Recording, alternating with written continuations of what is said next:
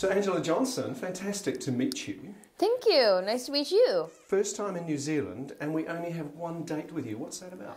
You know what? I'm trying it out. I'm like, let's go to New Zealand, see if anybody here knows about me. I think we all do. I hope so. We'll see on Sunday. Well, I think Bon Qui Qui kind of is Is she the one who's blown up over here? She has a life of her own, Bon Qui Qui. Like, I created this character on Mad TV, and then she blew up and got more famous than I am. So, like, for a while, I think she still does have more Facebook friends than I do.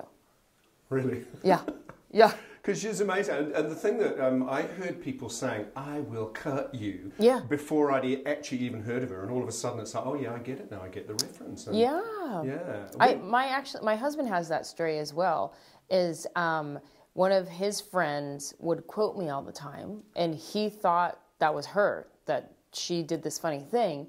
And then later on, after he had met me and then he saw some of my work, he was like, oh, that's who she was quoting, this girl.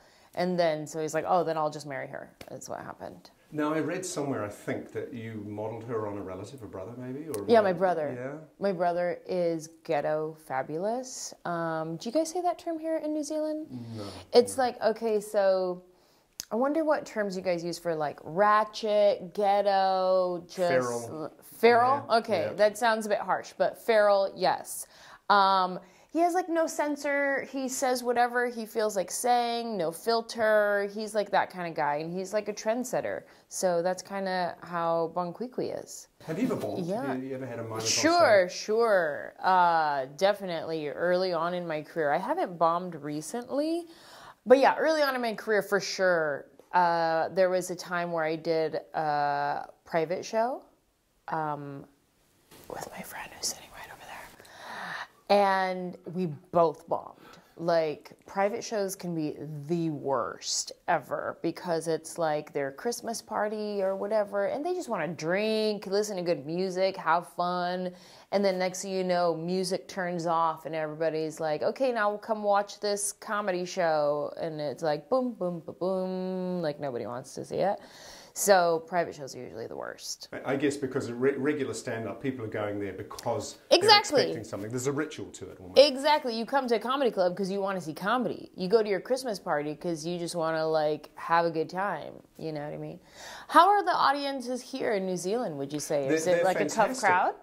No, I think they're actually pretty receptive. We actually also have a comedy festival, runs usually from April to May. You've got to come back. Oh, I would love to. Because the Kiwi audiences are very receptive, and we've had a culture now here for quite maybe a decade and a half, where the comedy has grown and grown. We've got some really good homegrown people, but a lot of foreigners come as well. Oh, cool. Yeah. I'll have to look into that And they're allowed in the country.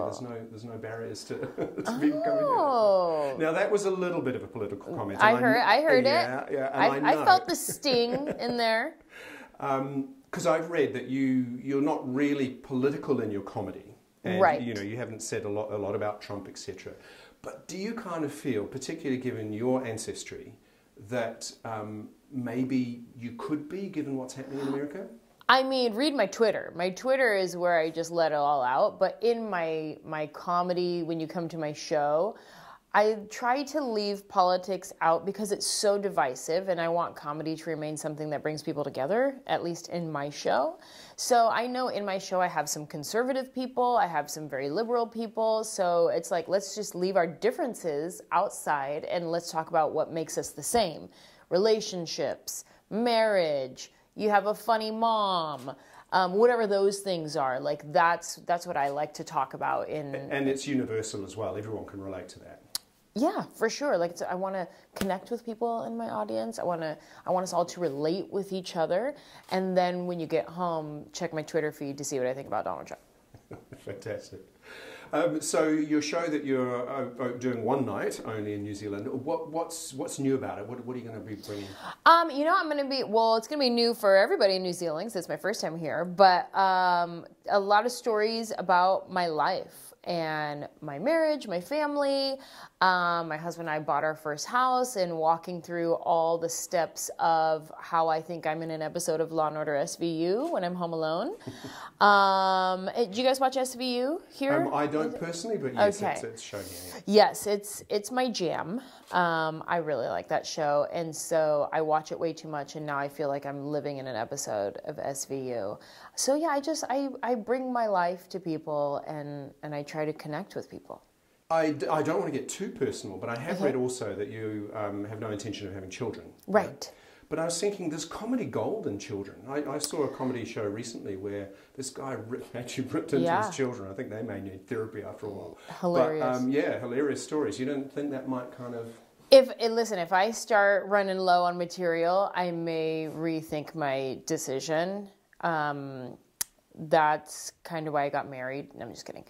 But yeah, once I got married, all my material changed. And it was great, though. I really enjoy telling these kinds of stories now.